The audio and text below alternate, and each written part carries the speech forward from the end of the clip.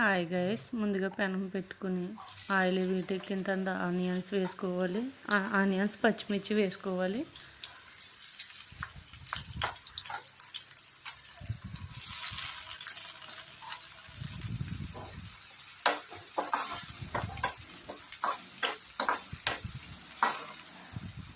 తగినంత ఉప్పు వేసుకోవాలి. ఒకసారి మళ్ళీ కలుపుకోవాలి.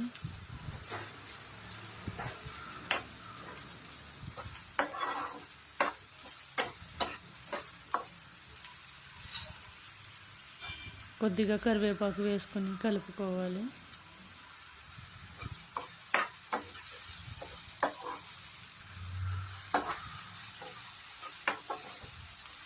పసుపు ఉప్పు వేసి ఉడికించుకున్న పచ్చిరొయ్యలు కూడా వేసుకోవాలి.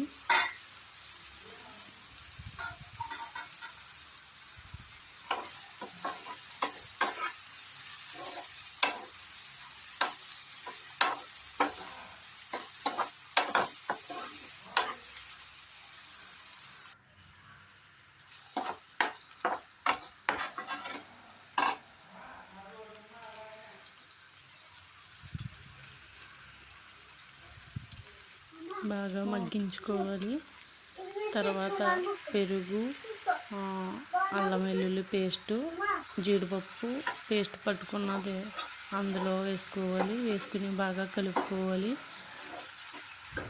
గ్రేవీ బాగా ఆయిల్ పైకి వచ్చే వరకు మగ్గించుకోవాలి.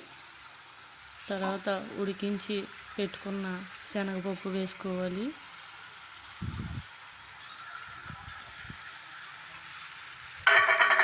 వేసుకుని కలుపుకోవాలి.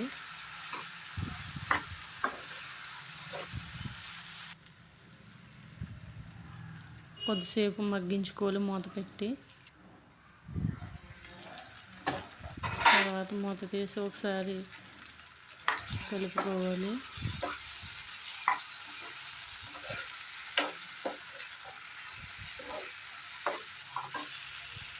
తగినంత కారం వేసుకోవాలి. కూరకు సరిపడంత కారం వేసుకోవాలి. వేసుకొని బాగా కలుపుకోవాలి.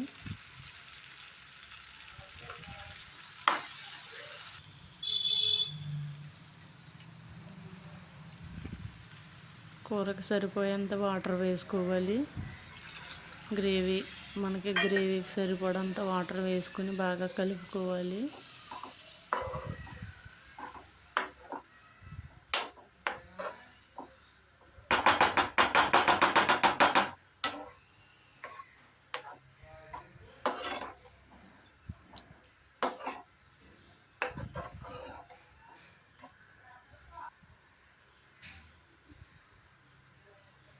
మూత పెట్టి బాగా ఉడికించుకోవాలి హై స్పీడ్ మీద.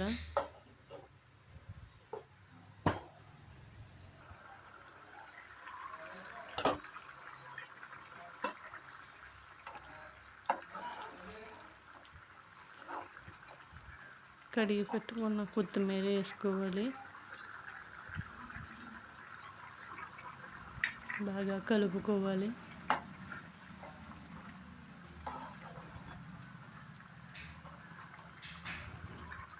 మూత పెట్టి హై స్పీడ్ మీద కొంచెం సేపు ఉడికించుకోవాలి.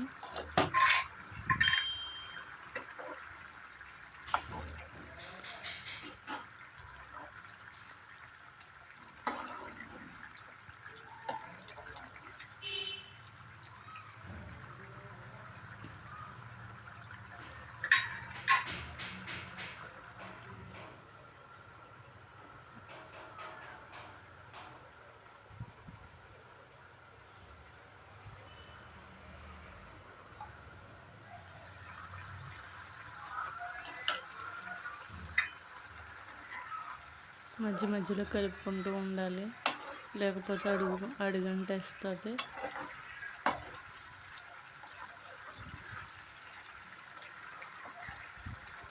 కూర బాగా గ్రేవీ కలర్ అయ్యి బాగా నూనె కొంచెం పైకి తేరిందాక కర్రీ తెలుస్తుందండి. గ్రేవీ చిక్కబడిన తర్వాత మనం చూసుకుని స్టవ్ ఆఫ్ చేసుకోవాలి.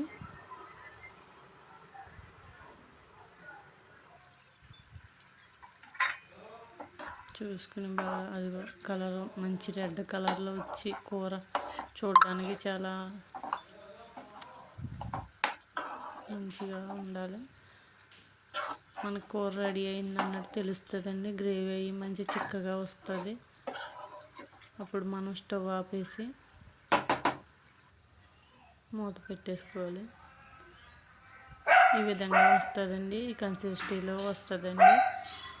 ఈ కర్రీ పూర్తి రెసిపీ మీకు నచ్చినట్లయితే లైక్ చేయండి, షేర్ చేయండి, కామెంట్ చేయండి.